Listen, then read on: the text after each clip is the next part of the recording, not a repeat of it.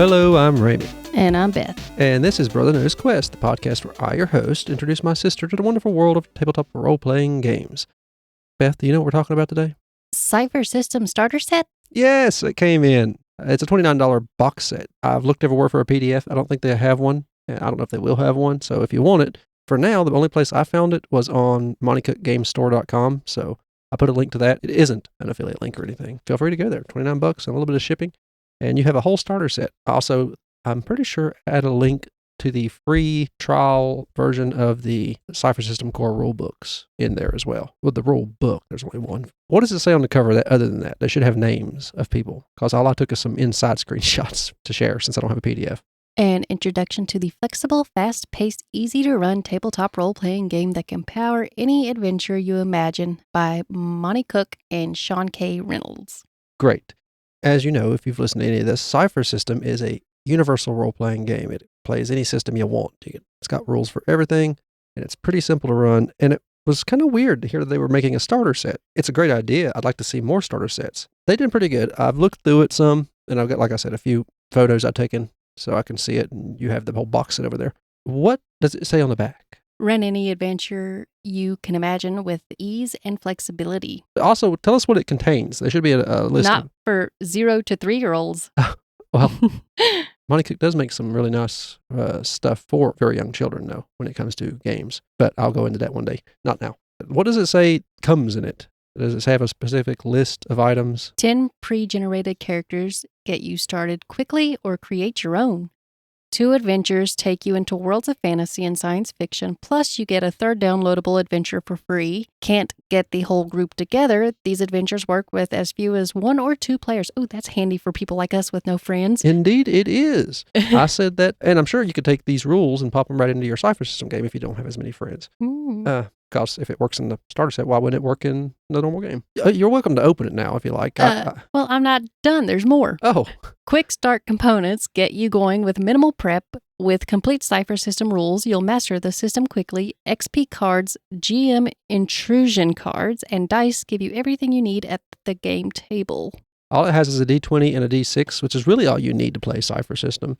Now, the only complaint is the box. If you've ever had a starter set for anything, even a Monopoly box, they are made fairly sturdy. And this box is more like a thin cardboard box that opens at the top and the bottom. Yes. Instead of slides off like a Monopoly box or something. D&D, Pathfinder, everything I've got has, except for Legend of the Five Rings, they also have a box like Monte Cook's here. When you go to put stuff back in it, shut it. Get this stuff come out the bottom. Yeah. Stuff comes out the bottom. So that's my only issue. You have to put tape along the bottom if you don't want it to fall out the bottom when you're opened it the first time. That's my only issue with this. Oh, dear. You didn't put tape on it. No, I didn't. I try to keep things, I don't put tape on any of them. Legend of the Five Rings starter set is also a problem for me. I would find me a whole new box if I were you. That's what most people will do, or just put tape on it. So it comes with plenty of character sheets. Also, if you don't feel comfortable after you play it to make your own character, it has rules in the guide, one of the 2 books here, that tell you how to modify existing character, one of the pre-made ones, to suit your own needs as you level up and move along. Or tier up. You tier up. You get a cheat sheet. Yes, you do. You get a cheat sheet. You get plenty of characters, sci-fi and a fantasy game. So you have 2 very different spectrums to play there. You can either have old-timey of magic or sci-fi so that you can test both of those gameplay styles. They are the same rules. You don't need different rules, but different characters for it. And, of course, different settings completely. That comes with the XP cards. So as you move and discover things in Cypher, you get XP, and you can spend it to do different things, including tier up your character, get new abilities, but you can also spend them to do all kinds of different things. And you get one when a DM or GM gives you an intrusion, or when you discover new things. Not just combat gives you XP in Cypher. I like the feeling of these character sheets. They're soft. Yes. Read some of those out, like just the basics. One of the sci-fi and one of the fantasies. They should be kind of easy to tell which is which. Okay. There is Hua. Okay. It's clever, adept, and it talks to machines. You're a human-sized giant octopus uplifted to full sentence by human science. Sentience. Oh, yeah, sentience. By human science, which also activated some latent psychic abilities in your giant cephalopod brain. There are several hundred of you in the solar system with full citizenship and rights as humans. Some work in the oceans, some like you, who got cybernetic implants to allow you to speak, breathe air, and otherwise interact with things like humans do. I was happy to see this because Numenera has sentient octopi, which is their first game they ever made, right, in Cypher System. You would play that. Good to see you now. I want to be an octopus with a big metal thing in my mouth. That one's clearly for sci-fi. You could also easily mod these to work in either setting, though. That's the beauty really of Cypher like the System. paper that like. What they don't do in the box. The box definitely should have been made better, but the character sheet paper like this is really nice. I agree. Everything about it's nice. The rules are simple, and they've narrowed them down. Can you explain how many pages are in the player's guide just to learn to play this and move along? Because the GM's guide, book. Yeah, the Game Master book is a little bit thicker because it's got 2 adventures in it. Oh, this is soft too. It's like one of those Scholastic book fair when you're really young. Yeah. How many pages are in the player's guide? 32. 32. Well, no, that's the glossary. Hold on. Oh, 31.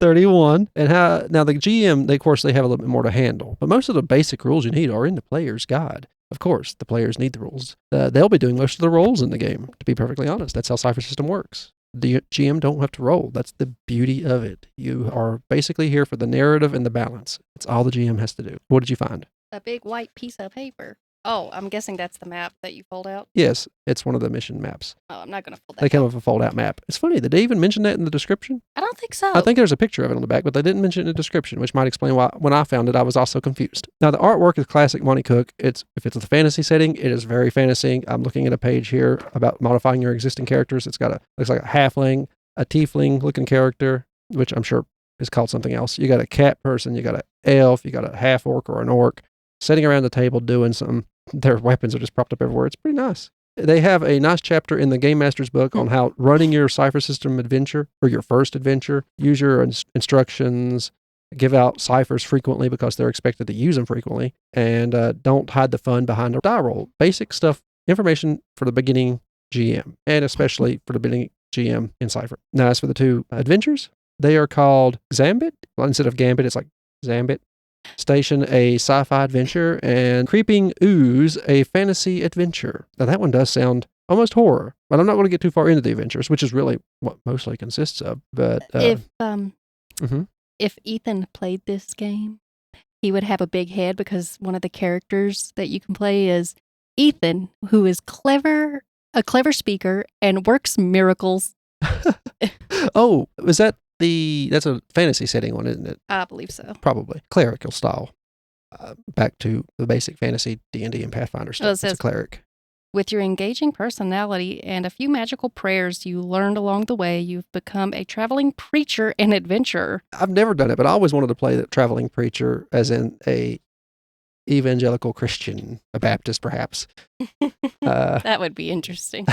Yeah. You have everything you need. I don't really know what to say about it besides just the basic rules. If you want to know how Cypher is ran, we have a Cypher System episode farther back. I just wanted to talk about the basics of the box, what it will introduce you to. Does it say what tier those characters can work up to? Or if you're not, hand me one of them and I'll look at it and see if I can figure it out. Okay. Oh, gave me all of them. Wonderful. Okay, let me see here. Okay, this is just a tier 1 adventure. Both of them must be tier 1 adventures, and it gives you information on how to tier up. The character sheets are single page, which is pretty nice. Yeah, they it's give front you, and back. the back gives you other PCs and who you may know, your background, tactics, the best way to play your character, which is very useful, I do believe. All of them have tactics. Oh, there's a cat dude or a lady. Let me see if it's a lady. Vimil. That doesn't answer my question. I think Vimil may be a lady. No, it just says you. So you can be a dude or a lady, I'm guessing. Unless there's a name association with Vimil I'm not familiar with. So the blue ones are the sci-fi, and the yellow and orangish style, the parchment-looking ones are fantasy. That's how I see it. And how many blank character sheets do they have for us? Or they don't have blank ones? I don't think they have blank. They said or make your own, so I was wondering if... I don't think so. That's a nice map they give us, though. Yeah, they're free online, PDF. Probably if you go get your free adventure, you can find them there easily enough. Here, take the players back. But this wasn't going to be a long episode. I knew it wasn't because I don't tend to cover adventures. I tend to cover settings. Well, I don't need to explain what a sci-fi setting is to you or a fantasy setting. The basic rules we've already covered in another episode. Very easy. I did look through it enough to know that, yes, it is plenty to run the game, get an idea how the game works, and let you know if you want to invest farther into Cypher System or if you just want us to get your players into something. Did it fall apart again? Yes. Okay, what's happening here is the box. We are having issues with the box. She's trying to put them back in the box, and everything's falling out the bottom. I found it easier to set it on a table and then slide stuff into it. Starting with the stuff that is tall because the short stuff will catch the other stuff. Yep. Simply put, if you're going to make a game like this in future, I'd happily pay a little bit more for a box that you can slide. I can even lay things on top of this box because it will crack. It will crush. Yeah. Again, these are meant to be. Be careful when you pick that up. I don't think I did that. Nope, it's coming apart again. Oh, I think I have a Numenera starter set too that's just like this. And it does come with little tokens you can use as characters, like cutout characters and NPCs and monsters.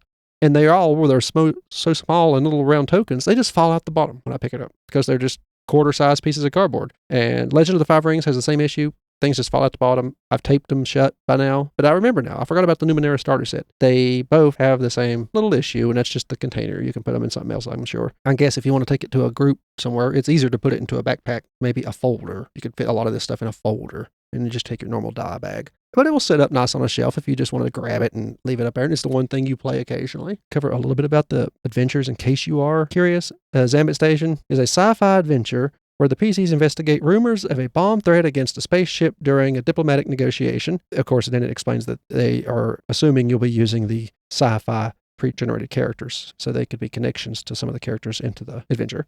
And the Creeping Ooze is an exploratory fantasy adventure that sends the PCs into an unsettled underground ruin, giving them free reign to poke around in search of loot and foes. Basically a dungeon delve. The Creeping Ooze is a good name. I tend to find oozes and put oozes in the dungeons. Gelatinous cubes were made to be dungeon cleaners. And it gives you a list of ciphers for each one. If you was going to play any adventure, just given what I've said, would you rather play the sci-fi one or fantasy? I'm pretty sure you're a fantasy person, right? I'm fantasy, but I want to play as the octopus. Yeah. The good news is, with Cypher, you could easily adapt one to the other. A sentient octopus who has been lifted through magic and levitates using magic. That would be fun. It's so flexible, the Cypher system is. I love it. And I love being able to just run the narrative and not have to worry about it when I'm GMing. It's just so easy. I gush about this. As you know, I just can't stop. But I'll leave links to both sites, Drive-Thru RPG for the Cypher system core rule books and stuff, and Monte Cook Games store to the exact space or site where you'll find this for sale. You might find it on Amazon now. It might have been long enough. It's only been out for a short while. Shipments, like I said, just went out a couple of weeks ago, a week ago. So sometimes it takes other retailers a little bit longer to start sending theirs out. But I didn't look because I figured I would just send everybody straight to Monte Cook's where I can guarantee it's there. Really, all I got to say, since I don't want to get into the stories, and if you want the basic rules, we cover that in the Cypher System section of the podcast. And if you want to play an octopus, this is probably the only starter set you'll ever see with one in it. I can't imagine another one showing up anywhere. And they might be one in the Numenera one, but I'm pretty sure there isn't. Somebody would have done picked it when we played that time. We played the Numenera starter set. You got, what was it? Heads tossed at you. Yeah. We come up to those heads constantly. We just bring it up all the time. Yeah. And cockroaches. Yeah. Or rat roaches. I think that we'll just do it, just a quick explanation of what you get in the box. What's on the cover of the box? I should have asked that. It's kind of a generic... dragon fighting... a machine. A machine of some sort. It looks like a machine angel, a machine star. Yeah, with Cypher, you could do stuff like it. And if it's within the box, it makes sense that you'd put something like it on the box. I would recommend looking into it for the price. $29 is what I paid, plus shipping. I'm not sure if they'll have a PDF version, but I could see that be perfectly reasonable to get a PDF, seeing as everything's pretty much single pages except for the books. If you like what you heard here, if you'd like to hear more, look back on our other episodes. We have a lot of Cypher System stuff, plenty of other games as well. And we're part of the Gruesome Gaming Group podcast network. We have other podcasts like Horrific History and Hauntings. It's where my sister here tells me about exactly everything in the name. Horrific History, Hauntings. Sometimes we do some true crime. We go over stuff like that. Trying to make it a little bit more fun than the subject probably should deserve. We have fun with it. And we have Leveling Duo. It's a podcast where me and Beth, or me and my friend Dakota, depends on what game we're talking about, talk about video games. Usually only come out whenever we play something really good and new. We had been talking about older games, but we kind of ran low on older games we wanted to talk about, so that podcasts only come out when we play something new.